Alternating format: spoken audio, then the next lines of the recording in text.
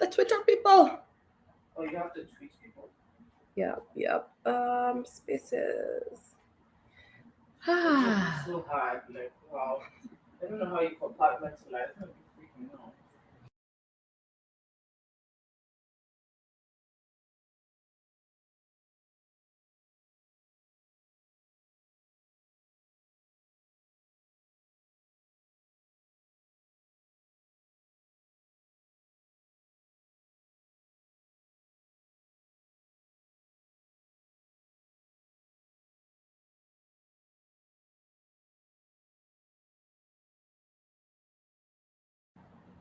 Hi everyone. Happy Friday. Oh, I can't believe it's Friday. What a long week it has been.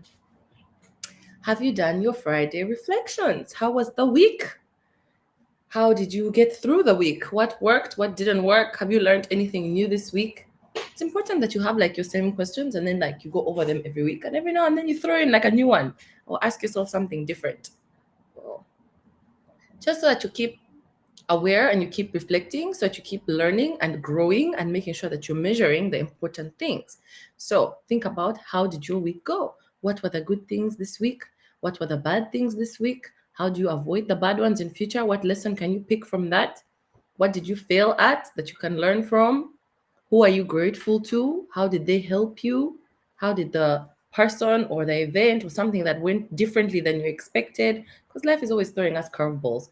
And so once you learn that you survive the curveballs and that you can move through things when they don't work out how you plan, it makes you stronger. It makes you more aware of how to plan things better in the future.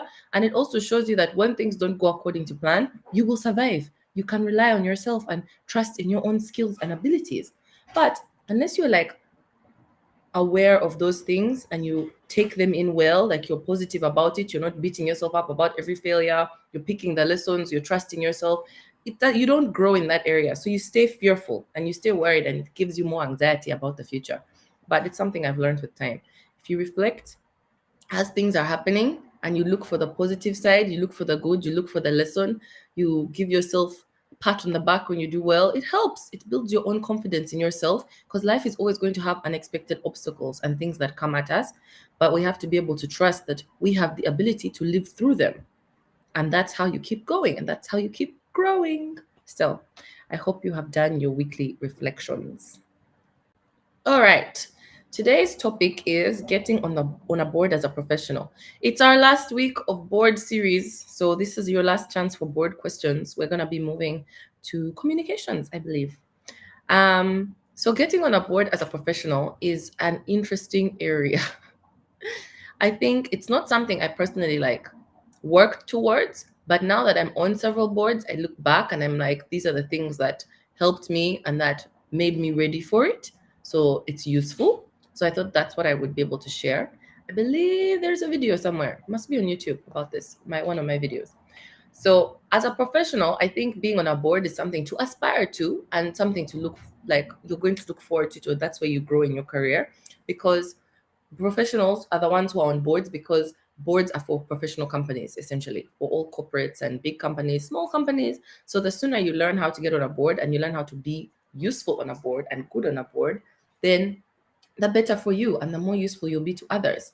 So I think I started going to board meetings when I was quite young, but that's because we had a family board for our family businesses, and I would just sit in and listen. And excuse me. Oh my gosh, it's cold. And just by observing, it helped expose me to how boards are and how boards work and how people behave on boards. So for me, what was interesting is to see the dynamic between different adults, different CEOs, different board members, and how they would present, how they would discuss things, how they would disagree, how they would implement new things. So I learned a lot about that, about how you behave in a professional setting. And I think it's something that we take for granted. I realized when I was in my 20s, I didn't grow up around a lot of women that had professional jobs. A lot of the women in our family or around me were entrepreneurs or worked in a family business. So it's not quite the same as like 9 to 5s. I did have two aunts. One was a lawyer and one worked in IT, and they had like jobs. And I remember always like finding it fascinating to sit and listen to their office stories because it's so different from anything I'd ever experienced, even if I'd go to work with my parents. And so they were career professionals, and to understand and see their behavior from the way they would dress to how they take time so seriously. They were always on time for like birthday parties and events, and the rest of the family was never on time because everyone else works in like family business, but they worked in like structure. So there are so many small things I used to notice about what it's like to be a career person versus like an entrepreneur. And I think when it comes to things like getting on boards, it's all about your behavior, your reputation, how your professional integrity, how you present, right? And so learning those things, observing those things, absorbing those things, the sooner you start to, the better for you because you start to also embody them and reflect it in yourself. So I always remember thinking I wanted to be like them. Yeah, it's cool to be an entrepreneur, but you know, when it's your own parents, you take things for granted. You're like, okay, yeah, that's fine. But they used to like dress so nice. Everything was serious. Like they had like work colleagues and work drama. They have to take leave, which is like something we never understood because entrepreneurs sort of come and go as they choose. And they'd be like, oh, my leave is this days to this day. So we have to plan this party or this Christmas or this whatever. Or I have to go back to work. I can't make it to this event. So I thought it was so structured and exciting. Also, I think you crave like the opposite of what you have. So our household was very volatile. Today this, next week that, like because of business. But theirs was structured. But I think picking up on those things when I was younger really helped me because even once I started working in a family business, I wanted to be like the career people. I wanted to take it like a profession. It's actually something that drives my dad what crazy. He's like, you want us to be like a Muzungu company with all the governance and structures and systems. That's not real life. That's not realistic in Africa. And I'm like, yeah, it is.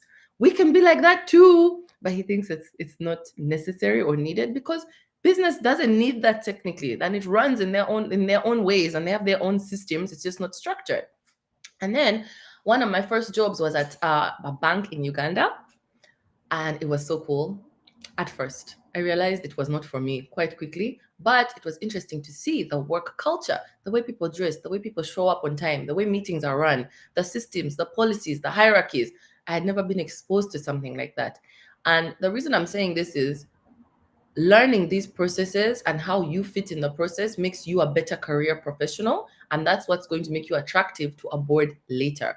So I feel like this is interesting. I feel like I'm grateful to my aunties who used to share all their stories with this curious little kid about work because it made a big impact on me and the way I carry myself in the workplace. So I've always wanted to be more structured and like more professional and take it seriously. Yeah, I'm not perfect. Sometimes I will still wear sneakers to work just because I can, but I try. And I do that now, but not like the last few years. And I think it helps in the way that you see career professionals. So look for mentors or look for people or look at the board members in your company if you have a career or like you work in a corporate situation and look at what they're like. Try and understand them. And mentorship is not always technical. That's the thing. It's not always about you need to do this ACCA course or you should read this particular book. It's also about who they are and how they carry themselves. Because so much about getting on things like boards or getting awards or getting nominated for things or getting promotions is about your reputation and your visibility.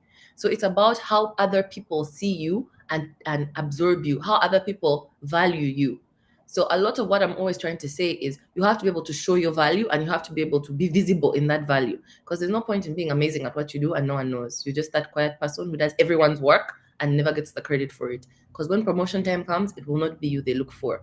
So it's about building your reputation. And it's so much in the soft things. It's not always the most qualified person who gets where, like on a board, or who gets the promotion or the opportunity. It's often the person that other people respect more, or they think will add more value, or they think has the ability to improve this situation or run that project or take advantage of this opportunity. So it's about how you present yourself as that person.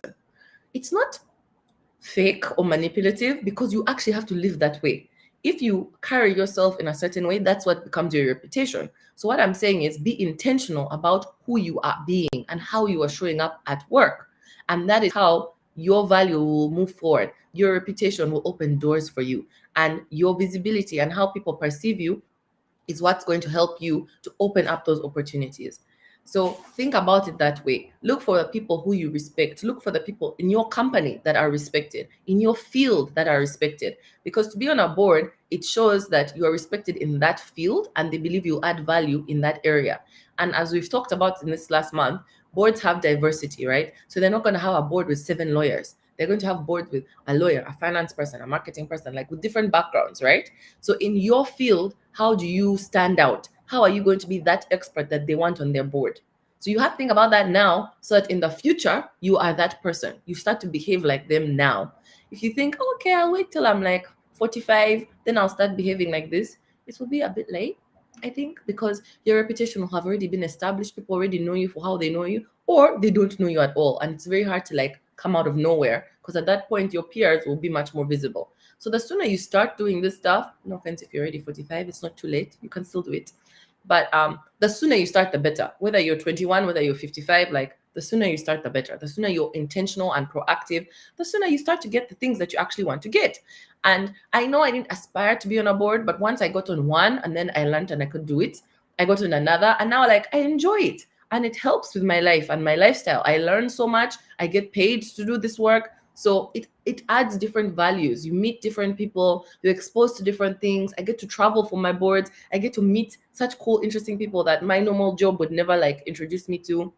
So now I really see the value and I also try to make sure I keep adding value. It's not that, okay, I'm on a board now I can relax. No, I still have to learn. I still have to grow. I still have mentors. I still look up to people and say, wow, how do they do it? How did they get on that particular board? Because some boards are harder than others. Some have a different process or they're looking for different things. I know boards where they've nominated me and I was not accepted because of my age or because of my lack of experience. It makes sense. Or because of something else I did. I don't know. But you have to think about the kind of professional you're trying to be. I think it makes sense, like how we set goals in our life. Like I'm always talking about mental, physical, spiritual, and emotional, and like having goals in those areas so that you have a target and it's kind of like knowing where you're going on a map so that you're intentional, so that every day am I being the person I want to be? Am I showing up the way I think I am? Because a lot of us have an idea of who we are in our minds. And if you ask the people around us, it doesn't quite match. And that's where I think there's an issue. Like to be authentic and to show up the way you mean to is not easy. It's easy for us to all have ideal versions of ourselves in our minds, but to actually be that person every day, in and out, it's not easy. And I don't think anyone is ever 100% like that all the time. Some days you'll have a great day. You will like go to the gym, you'll kill it at work, you'll be great with your family, you'll go to bed on time, you ate for the right things, you are good to everyone, you are fun, you are kind, you are smart, you are this. It's like an amazing day. Most days are not like that. Like you can't be perfect at everything every day. But you can be intentional about it, which means as you do like your weekly reflections, you'll see progress, you'll see change. I use exercise as an example because that's something I've been changing this year. So I can see every month, I can feel how different I am. I can see how much more I'm doing it. If I'm trying to learn a new skill, or I'm trying to be more intentional about the way I use certain words or the way I deal with certain people or in certain situations, I have to see how I'm moving. Am I still behaving the same way as I always have? Or am I behaving the way that the ideal version of me would? So there's always a gap, but I can see I'm making progress. I'm making progress. I'm not quite there yet, but I'm improving. I can see this time I wrote the report and I handed it in, not on the moment of the deadline, but a day before. Or this time, I actually read the entire email thread more than 10 minutes before a meeting. Like small things like this, I used to struggle with because I was always like late and in a rush and could like trying to do too many things. So I'm using my own examples, but there's always things in your life that you're trying to improve. So whether it's like a mental goal, a physical goal, or something else, you can use the same attitude and it's the same process that you can use at work. So if you think about who you want to be in your career in 10 years, like if you say, I want to be on the board of this company, that is the kind of person I want to be. I want to be like the treasurer of the Lawyers Association. That is an aspiration I have. I want to be in this type of Rotary Club. I want to be this senior person in BNI. Like you can have these goals and you have to see who is the kind of person that is going to be the person that can do that. The person that gets that position and the person that can actually be good at that position. Because the fact that you don't already have it means you're not yet that person. But it means you can be. It's all doable. It's possible. So it's about how do you close that gap of who you're trying to be and who you are right now. And I'm not saying change fundamental parts of your personality. It's about the things you do every day that you show up for. It's about the habits that are consistent. You can't be great one day and then think that's enough. It's like saying I went to the gym for 8 hours. Now I don't have to go the rest of the month. Unfortunately, no. I wish it was that way. The way I'm intense, I think that's more efficient, but Life has shown me not so much. James Clear's book, Atomic Habits, amazing. Everything is about the small, small steps you do every single day. If you're trying to improve at something, you need to improve a little bit every day rather than trying to make big jumps every month or every year. Next year, I'm going to make this much money. How about you start by making this much money once a week? Because if you do that once a week for the next 52 weeks, by next year, yeah, you'll have that much money. But you're not going to do it in one big jump. So when you think about the professional you're trying to be, you have to think about, how do I start to embody that person? Think about ideal you. Sometimes I would think of Jessica Pearson in Suits. I just thought she was the coolest. She always like looked nice. She was such a boss, but she was still like nice. People like were scared, but they loved her. You know, I liked that. She's not like a mean boss who shouts at people, but when she tells people to get stuff done, they get it done. And like, she was good at her work, you know? So I always loved that. And I think, yeah, that's what I want to be like. I want to be like Jessica. How do I be like that? And it's not that I want to copy and paste her. I'm not her. And I understand that circumstances are different. Firstly, she's a fictional character, but there are certain qualities that I feel like I could embody. I could be more graceful. I could be more patient. I could be more open. I could put in more effort in certain areas. And if I put in that effort, then I'll see the results. But it's about putting in the effort on small, small things, the difficult conversations, the time it takes to prep for something, rather than just showing up for the meeting as I normally do. Okay, this time I'm going to read about it in advance. I'm going to see who is going to be at the meeting. How do I best prepare for this meeting? This person is in charge of this, so that means this is what they're going to be looking for. Oh, in this meeting, the finance person will be there. So I better know the finances and the budget. I better come prepared. So you start to do small things, and you do it for one meeting, then you do it for the next, then you do it for the next. And it takes effort at the beginning, but after you've done it for a few weeks, you start to become that person that everyone knows, that one is always very ready for meetings. Let's invite her to the next meeting because you know what? She's on top of her things. She understands this. She'll do the research. And then they start inviting you for things that they weren't inviting you for before because you showed your value. That's what it is. That's what it takes in your career professionally to keep moving forward. You have to have the value, bring the value, and show it. And I see how that makes a difference. In the first few years, I just used to be quiet. I'm here learning. I'm the youngest. I'm the boss's daughter. I just have to be quiet. That's what I thought was my role. Just listen, just learn, take notes. And with time, I realized, yes, I can add value because I listened, I took notes, and now you guys are making a mistake because last time you said this and now this time you said that, and all of you don't remember. Guess what? Who took notes? Yeah, this is the answer. And you start to get used to speaking up, and you start to get used to adding things and taking more time and preparing better, and people start to see your value. So the two have to go together. Make sure you're bringing the value, you're adding value. You can't just be there. Oh, yes, I showed up for work, I ticked the box. Are you actually showing up for work? Are you doing your best? At your job, are you the best possible person for that job? Are you killing it every day? Are you showing the people around you that you respect your job, you appreciate your job, and you're good at your job? I hate it when I have to have conversations like that. Sometimes someone will be doing such a lousy job at what they do, and I'll be like, HR, you need to talk to this person. Do they even want this job? Other people are begging for jobs. The amount of people looking for jobs in our country every day, it's wild. And then there are people who just don't show up at work. Yes, you're there physically, but you're not showing up. You're not doing it well. You're not pushing. You're not being proactive. You're not being intentional. You're not showing, I want this job. I can do this job well. I'm going to go above and beyond.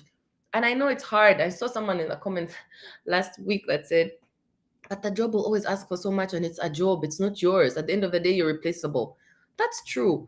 But your spirit, your energy, your reputation is yours. So if you just tick a box, you just show up just to get a paycheck, you'll not move forward. No one else is going to want you. No one's going to poach you. No one's going to give you a promotion. No one's going to ask for you to do more. No one's going to invite you to be on their board because you do the bare minimum. It's not your company, yes, but by showing up and giving all you can and adding that value, it will bring back value to you later. I sit on boards that are not my business. I don't make money from them. I sit on boards where they don't even pay me. Doesn't mean I don't show up well. Doesn't mean I don't be prepared for meetings. I don't think of them. I don't introduce them to things. I give my all because that's my reputation and that's what's important to me. I made that decision for myself. If I'm going to agree to do something, I'm going to do my best at it. I'm not going to agree to something and just be like, okay, I tick the box, let me just go. No, because that hurts me. That's not in my integrity. And I think that has helped me because now when people invite me for things, whether it's a board or it's a speech or it's you want me to be part of something, they know I'm going to show up. I'm going to do it properly. Yeah, I might not agree with everything you do, but I'm not going to just sit there quietly and pretend it's okay because I just want to say, oh, I worked with this company, or I got paid by this. No, I have my own integrity, and that is something that speaks for me. So when other people recommend me, they're like, this is how she is. She's intense, but she'll give you her all. Like, that's how she is. And that's the reputation I want. So you have to see that balance. Yes, I know some companies work you to death and don't appreciate you. So in those kinds of situations, give it your best. Don't let someone else's poor behavior make you a lesser person. Give it your best and look for another company to work at where they'll value you. And make sure you are visible. Remember, that's what goes with the value. Because as you look for the next company, you need to be able to say, in this company I'm at, I closed this deal, I made this much money, I run a team this big, I show up like this, I do this every day. You have to be able to show that value to the next person so that that visibility gets you that next job. And then in the next company, hopefully they value you more. That is my solution to that. But you should not take the low road, as I say, as you know, just because someone treats you badly doesn't mean you should behave badly. And I have to remember that sometimes people piss me off so much. I'm just like, why am I putting in this effort? Why am I trying so hard? You didn't try hard. This, you're not prepared, you're disorganized. Like, why did I come prepared if you're not gonna be prepared? You know? But I still do it. Because I am not, well, your poor behavior is not going to reflect badly on me. Whether or not you are organized, whether or not you're making a good decision, I did my part and I can sleep at night because I know this is who I am and that's how I am. I will do my best and do what I can live with. And when, if it goes wrong, no one will say it was me who didn't tell you or it's me who didn't show up. It will not be me who is the weak link. That's what I tell myself. Whether I'm tired, I'm stressed, I'm what, if I said I'm going to do it, I'm going to do it to the best of my ability. It will not be me that did it wrong or didn't show up or messed up. Sometimes I mess up by making a mistake, yes, but not because I didn't prepare or I didn't try or I didn't put in effort. That will never be me. And that's something that's important to me. So I feel like that helps in my own reputation and in my own visibility. So small things like that affect it. And the good thing is, these are things that are in your control. Effort is free. It costs you other things like time and energy, but it's free in money. And all it takes is a different attitude, it's a mindset. And even when I'm hiring people, it's not that I'll hire the person who has the most degrees or the most qualifications or the most experience. It's the person who has the best attitude. That is who gets the job. Because you will just, every job will have obstacles. There'll be new things to learn. I want to see, are you the kind of person that is going to show up for us? Are you going to put in your effort and your all, and you're not going to submit mediocre work? There are people who just do the bare minimum. And those are the people I don't want around. Because that level of effort and intention and attitude is negative to me. You're not going to help the company. You're not going to help yourself. You're just going to make everyone else's life harder because everyone else will have to work more to compensate for you. So the people who I love hiring and they're out there are the ones who have that attitude. Yes, we're going to do this. We're going to do better. They send me messages in the night. I just saw this and it made me think of this and this is what we should do. And I'm like, yeah, love that. That is the right spirit. You're always extra. You're doing more. You should always, it's something we say in business. You should never oversell and underdeliver. It should always be the other way around. Undersell and overdeliver. Tell people, yes, I'm gonna do this is the product, this is how time will deliver it, and make people say, wow, that was great. It was better than I expected. I would have even paid more money for the service that I got. Let people live with that impression of you. Like, wow, we're lucky we have this person. We even got them cheap. They're doing so much. Those are the people that value you. Those are the people that see your value. And those are the people that will open doors for you. They will recommend you. They will suggest you. They will nominate you. It is important because your reputation is what is going to open those doors for you. And you won't be there. You won't be there to fight for yourself or to pitch. The things get decided without you sometimes. Sometimes you'll be nominated and then they'll bring you for an interview and then you get to show up and give your best way forward. But that's why you have to have your value ready to show. You have to make sure that you're doing these things and you're proactive. And honestly, it's great because it is in your control and it is doable. You can do it. It just takes some effort. Do some research, ask a mentor, look around, look at your colleagues, look at your bosses, look at your supervisors. What are they doing that you're not doing? Because clearly there's something. And see how you start to do that. See how you start to push more. You be proactive. I spoke to a lawyer a few weeks ago and she's like, I decided I had my list of clients, my dream clients. And every year she has this list of dream clients that she wants to get. And she puts in effort to go and find them. I'm like, what? She's like, yeah, I have to make sure I find the right circles they're in. I'll go to events. I'll find someone who knows them. I'll ask for an introduction. And she is proactive. She's out there chasing. I'm like, girl, you're not even a salesperson. She's like, no, I'm a lawyer, but I want these clients for her own esteem, her pride, her ambition. It's like, I love this. I love that attitude. Make your dream list of clients and go for them. Who is going to refuse after they've been sought out by a lawyer? Oh yeah, I already have a lawyer, but this girl has come to look for you and she's coming prepared. She knows what you need. She knows your company. She comes to pitch you like, I will be the best lawyer for you. How do you say no to that? It's amazing. These are the people that get ahead in life. I'm just saying. It's the go-getters. That's why they call them go-getters. Because you get up and you go and you get it. If you're a waiter, who knows? Are you waiting? It will come. It might not come. What to do? You're just sitting there passively. But if you get up and you go get it, you'll definitely get it. Because you're going. You're going. I love that, what Mark Wahlberg's always saying. What are we doing? That's his thing. What are we doing? Like, he always has to be doing. He has to be moving. He has to be going. Because you can't just sit and wait for things. You have to speak up. You have to ask. You have to try. In startups and when you're like figuring out business stuff in San Francisco, they're always like, you have to get out the building. I was like, what? What do you mean I have to get out of the building? Or building Musana carts? It's not outside here in San Francisco. They're like, no, it's a phrase. It means you can't make like a whole plan for a business like sitting in an office. You have to get out of your office, go and speak to people who actually work in this field, go to the market and talk to vendors. You know what I mean? Get out the building. You have to go. It's the action. It's the doing. You have to be action oriented. You have to go and get what you're looking for. So even to be on a board, go get it. Several people have asked me, how'd you get on a board? That's one of the reasons we did this series. I was like, this is what you got to do. Because you can't just sit and wait like a flower. I know that I didn't go looking for a board, but I was doing so much, the boards found me because I was always doing and I was visible in that. So these are the small things you can do to improve your own chances and to push your own career further ahead. It's not just about getting on a board. It's the same skill set that's going to get you a promotion, a new job, an opportunity, a project, a training, because you're out there doing. You're going and getting. You start to get things. Once you're going, the getting happens. That's how I think of it. Okay, let me see if there are questions as I rush through this time. Okay.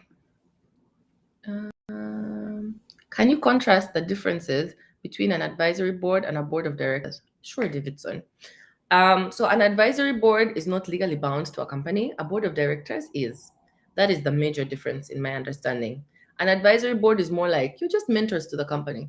Usually you're not paid to be on an advisory board. You don't have duties on the board. Like, of course, it's good that you show up and you give your value, but you're not really bound to anything. So if you don't show up, if something goes wrong in the company, it's not your problem, essentially. It's the company, the CEO, whoever works in the company, it's their issue.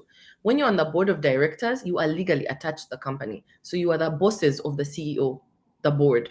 So that's when people say the board has made this decision and it happens and the company has to deal with that because the board is directly tied to the company. So you are legally obligated to attend board meetings. You're supposed to do certain things.